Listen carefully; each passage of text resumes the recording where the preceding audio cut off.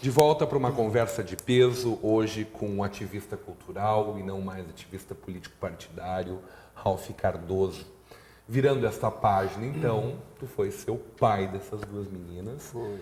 mas foi seu pai dessa empresa maravilhosa que orgulha tanto nossa cidade, tão jovem e tão cheia de vida como é um cultural. Com dois pais, então, né? Não, nunca deixando de lado Exatamente. Daniel. Né? E é uma união homoafetiva, né? Porque a gente é, Que é uma coisa muito amigo, tranquila, muito, né? muito amigo, muito tudo ali. E é uma ideia que a gente consolida, né? Que a gente também se olha assim, tá, mas o que nós vamos fazer, né? E cultura era algo que a gente sempre gostou muito, né? E caminhou para um cultural, acho que com uma naturalidade assim desse gostar, desse fazer, e foi dando certo.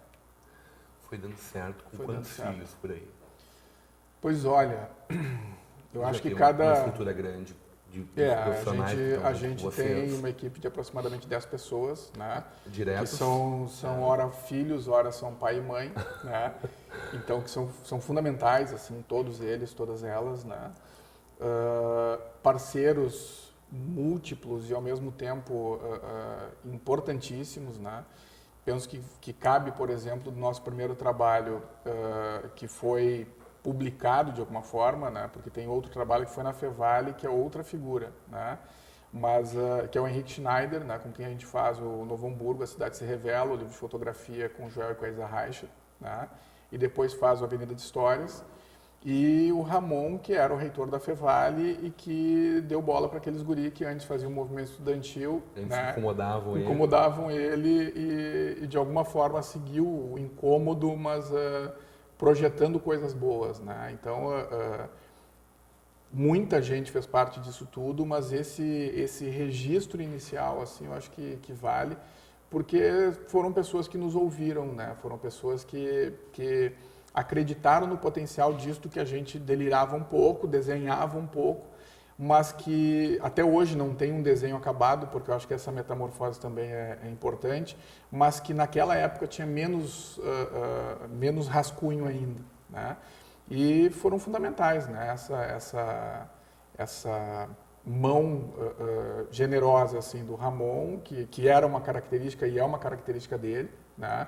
Foi importantíssimo, né? Porque era a universidade fazendo isso, e ao mesmo tempo o Henrique... projeto de teatro, tu tá falando? Exatamente. Tanto adulto quanto infantil. Exatamente. Que acabou, de certa forma, culminando aí com um teatro belíssimo, que a gente tem lá muito por propulsão desse movimento todo. E por essa audácia do Ramon, né? que via nisto esses movimentos todos com uma equipe muito boa e muito alinhada ali de pró-reitores também, né? E que efetivamente sim, né? Eu acho que a gente fez um piloto possível dentro da Fevale ali, e aquilo deu confiança para que todos os pares ali elegessem essa possibilidade da construção de um teatro ao detrimento de um salão de atos, simplesmente, né? Eu acho que sim, né? Não com a audácia de que a gente interferiu nisso, mas eu acho que o que a gente contribuiu, no salão de atos auxiliou sim essa consolidação. E os livros de fotos das cidades, que hoje é de Novo Hamburgo, é de São Leopoldo, é de Canoas, Exato. é do Rio dos Sinos e por aí vai. Onde é que nasceu essa ideia? Pois uma então, fórmula... O primeiro livro, que foi de Novo Hamburgo, ele nasce num café no shopping ali com o Henrique Schneider, né? Então daí também essa gratidão e essa referência. Que era aquilo, era uma cidade que a gente se olhava, né, nós todos ali, que não tinha uma identidade, né? Não tinha um presente, não tinha um brilho e não tinha um registro. Bom, e a gente falava destas coisas com essas palavras, até que a gente se dá conta, tá, mas espera um pouquinho, a gente quer fazer isso e tu escreve, tu já faz e tal, então vamos fazer, vamos, né? E dias antes a gente tinha visto uma exposição de fotos do Joel num espaço que existiu na Pedro Adams e que a gente tinha também se encontrado lá, né? O Henrique, o Daniel e eu. E, cara, casou muito, assim, por aquela sinergia, né? De uma vontade solta no ar, assim, uma ideia que estava pulsando, alguém faria, né? Uniu esse desejo e consolidou no livro de fotos de Novo Hamburgo, que foi lançado em 2009, né? E aí sim, a gente faz depois, também com o Joel e a Isa, o livro de São Leopoldo e faz o livro de Canoas, também de fotografia sobre a cidade de Canoas, né? O que aproxima também o nosso fazer de projetos na cidade de Canoas. Então, acho que essa vivência vai abrindo caminhos, né? Que, ora, dizer sim é impossível, né? Projetos maravilhosos a gente não tem condições de tocar. Ao mesmo tempo, os que a gente acredita que são fundamentais e que a gente deve investir energia, não capta o patrocínio necessário para sair do papel, né? Então, esse é o dilema permanente. Assim. Ficou coisa no meio do caminho? Ah, sim, sempre tem coisa no meio do caminho, né? Tu tem um leque, sei lá, de 30 projetos para captar 5, 3, 8. Né? Tem muita coisa na gaveta, então. Tem. E como todo produtor cultural, né? Como todo ambiente cultural, né? Ele por si é muito rico e ao mesmo tempo rico intelectualmente, artisticamente, do ponto de vista humano, né? E não do ponto de vista da educação formal. Acho que a gente tem que separar essas coisas também. Mas esses saberes todos eles estão soltos, né? E a gente tem muita dificuldade às vezes de apresentar isto, seja no teatro, seja na literatura, seja no cinema, né? Então, certamente, tem muito mais projetos e ideias encantadoras que não foram realizados do que aquelas que foram sucesso em algum momento. Né? E que nos legou uma coisa maravilhosa, que é a gente poder se reencontrar com a nossa cidade. Ali a gente se viu e se reapaixonou. Eu vou falar de Novo Hamburgo, vi os outros dois, adorei todos eles. Mas uma Novo Hamburgo que a gente passa todo dia e não enxerga, não para olhar. Teve uma vez, eu fui a um evento sobre política pública para deficientes visuais em Goiânia. Né? Eu não sei o que deu na cabeça do Ricardo, da Deves, de me convidar para ir lá fazer um papo para aquela turma de lá. Né? E eu dividi o quarto com um cego. Né? O que normalmente é estranho dividir o quarto com um estranho. Né? Um estranho cego, para mim, era mais incrível. Né? E lá pelas tantas, esse cara chega para mim assim, numa conversa solta, assim, como é que de onde tu é e tal. E ele assim, deixa eu só te pedir uma coisa. Eu, claro, né, tu me empresta teus olhos. Tá? Ele precisava... Essa história tu vai ter que contar de um jeito ou de outro. Então vai. É que são coisas que vão estar tendo, né? Ele queria que eu dosasse a insulina dele. Mas tu pode tirar tanto, né, que eu não sei, né? Mas ser tão importante assim, uma situação como essa, de emprestar os olhos para alguém, eu acho que é parecido... O livro não existia ainda. O livro não existia, né? Mas é uma metáfora que eu acho que cabe em relação à lente, por exemplo, no livro de Novo Hamburgo, do Joia da Isa. Né? Eles emprestaram os olhos deles para a gente, né? De coisas que a gente não vai ver. E, ao mesmo tempo, a cidade está aí para que a gente possa ir lá e segue igual. Né? O que está no livro ali existia efetivamente na época. Né?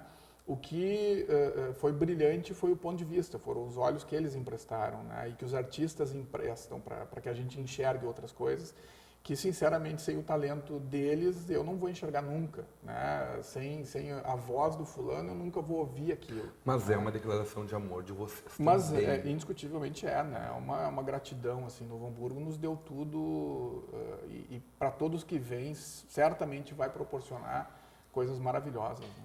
E aí veio esses outros livros e aí a gente chega em outros valores nossos aqui. Estamos falando aí do Chores, estamos falando do Marciano Schmidt, estamos falando do Scheffel. Exato. Desafios diferentes que vocês também viram muito valor. Como foi trabalhar com essa nova perspectiva?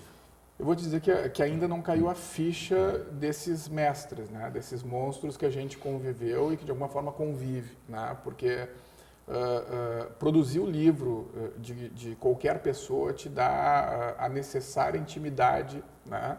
E a gente está falando nesses 3 casos, né? No Marciano ainda não o livro, mas no caso do Flávio Scholes e do Frederico Scheffel, a gente está falando de pessoas que abriram as suas casas e as suas vidas e as suas almas, os corações e as mentes e tudo. Eles botaram tudo na mesa, né? Então, esse privilégio eu ainda não sei o que é, né? Porque acho que precisa de um tempo para entender como e por que, né? A gente teve essa oportunidade de chegar no Frederico Scheffel, que é quem é. Né? no Marciano Schmitz, né, que é uma figura tão simples quanto é o Sheffield, que caminha na rua, que vai no mercado, que não sei o quê. Que a gente encontra com essa colinha que do Nacional, encontra, né? exatamente, né? E como é o Flávio Scholes, que é esse doce, né, de características de um colono alemão que se orgulha desta simplicidade e não se orgulha no sentido de usar ela para si e tal. Não, eu sou assim, simplesmente, né? Então, esse privilégio, eu acho que é algo ainda a ser decifrado, né? Mas que sim, no caso dos livros ali do Sheffield e do Scholes, a gente conseguiu consolidar assim, uma marca, né, da carreira de ambos, né? Que não é o fim de nenhuma delas, né? Mas acho que ela é uma referência importantíssima na caminhada, né, deles e indiscutivelmente da nossa. Né? Eu vejo também que vocês fizeram um grande serviço para a nossa cidade e região quando deram a cultura, sempre pouco profissional na sua organização, uma estrutura completamente diferente. De certa forma, não sei se ensinando alguém a trabalhar, não é isso que eu quero dizer, mas, no mínimo, provocando as pessoas a fazer diferente, a pensar diferente. E aí estão todos esses projetos financiados, custeados, muitos com a lei Rouanet, muitos com o apoio de empresas privadas que não tinham essa característica de estarem tão próximas da gente hoje. Aí está esse livro maravilhoso que vocês lançaram agora do Ita e da Bala. O Ita já esteve aqui falando dele pra gente, os outros livros do Ita que vocês produziram junto com eles, o livro do Scholes, os outros livros. Mas eu fiquei com um orgulho especial quando eu vi vocês tomando conta do Brasil e do cenário sul-americano no cinema. Eu acho que ter chego ao Festival de Cinema de Gramado e ter produzido, organizado, durante 3 anos a fio, ao lado de pessoas mestres do cinema, como o nosso saudoso Zé Wilker, né? Recém-ido. Acho que isso foi o Rubens Evo Filho, que é uma autoridade mundial no cinema, né? E o nosso Marco Santuário. E o nosso Marco Santuário aqui, os 3 curadores, que vocês também elencaram dessa forma tão brilhantemente inteligente, né? De forma a recuperar aquele festival de Gramado, fazendo ele num festival que nunca tinha acontecido de verdade, como vocês deram. Isso foi um momento único mesmo, né? Indiscutivelmente, né? Quem vai a Gramado no Festival de Cinema, independente da função que vai cumprir lá, né? Turista vai trabalhar na finalidade X, estar no Festival de Cinema de Gramado é uma experiência, né? Eu penso que nós tivemos uma experiência única, que foi a possibilidade de conduzir junto com outras pessoas, né?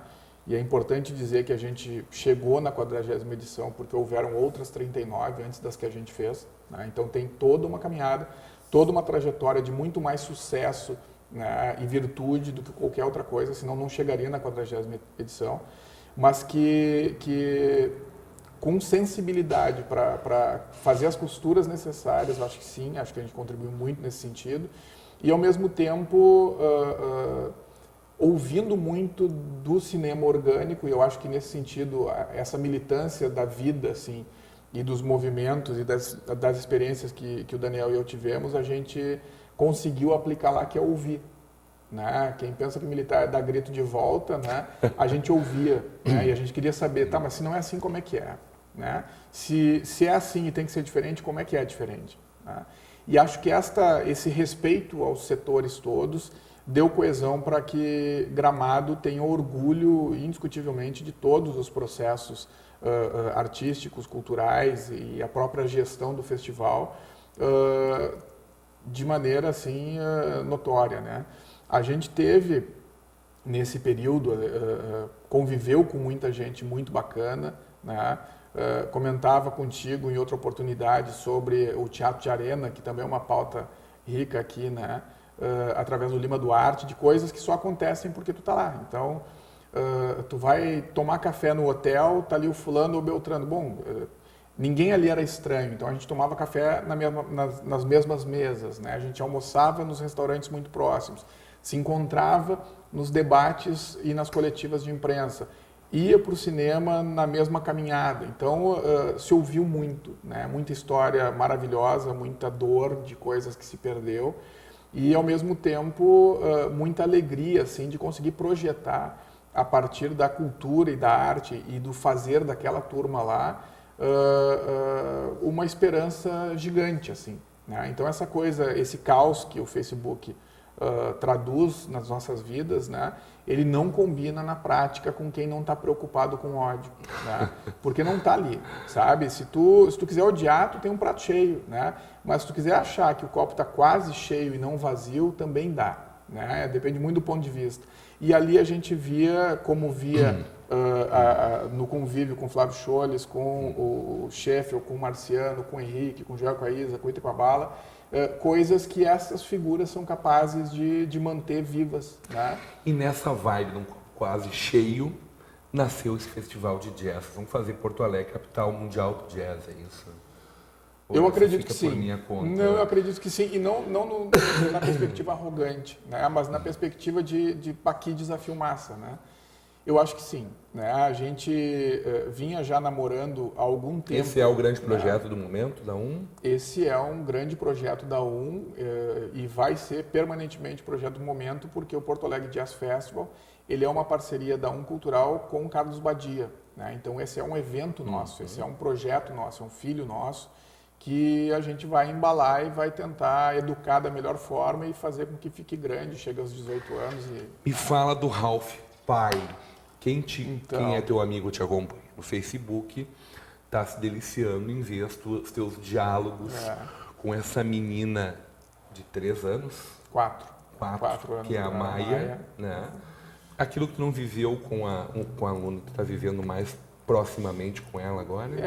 Eu estou muito mais perto de casa hoje do que já tive em qualquer outro momento. Para a alegria da vida. Né? Bom, aí eu espero que sim, né? Mas é uma resposta que só ela pode dar.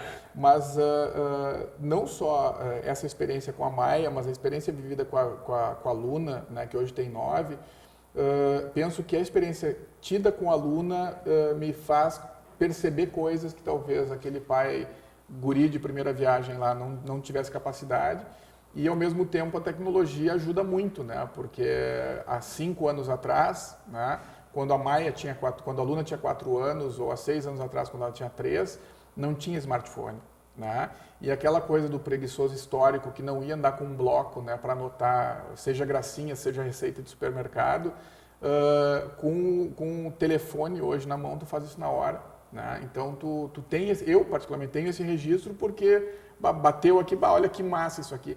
E eu faço isso porque no início, que era para não perder, né, essa historinha, para contar para ela lá adiante, mas eu percebi que isto gera uma identificação bonita das outras pessoas que começaram também a me contar coisas dos seus filhos. Mas olha, e não só os filhos de agora com 4 anos ou 3 anos, né, mas os filhos de sempre, né? Então, a Luna, por exemplo, acho que cabe uma historinha dela bem rapidinho. Um dia ela enrolou um pimentão, né, numa mantinha assim, e ninava, embalava o pimentão, né? E uma Anice, uma prima nossa, da Vivi, chegou para ela: nossa, mas que lindo esse teu bebê. Ela parou de ninar na hora, assim, olhou para Anice, né, e tocou. Isso não é um bebê, é um pimentão. Né? Então, essa doçura, às vezes ríspida, mas essa genialidade das crianças, eu acho que ela é inerente da criança. É a gente que estraga esses bichinhos, né? Então, ótimo. Grande prazer conversar contigo. Eu que devia faz tempo já essa, né? Mas estou aí, estou sempre... Sim, sem dúvida, né? Sem dúvida. E que a gente possa acompanhar os outros filhos teus por muitos e muitos anos. Parabéns, sucesso de vocês, vida longa, Cultural, e é tudo de bom que vocês estão fazendo. A nós todos. Hoje, numa conversa de peso com o produtor cultural, Ralph Cardoso. Continue agora com a programação da nossa Vale TV, da nossa rede comunidade de televisão.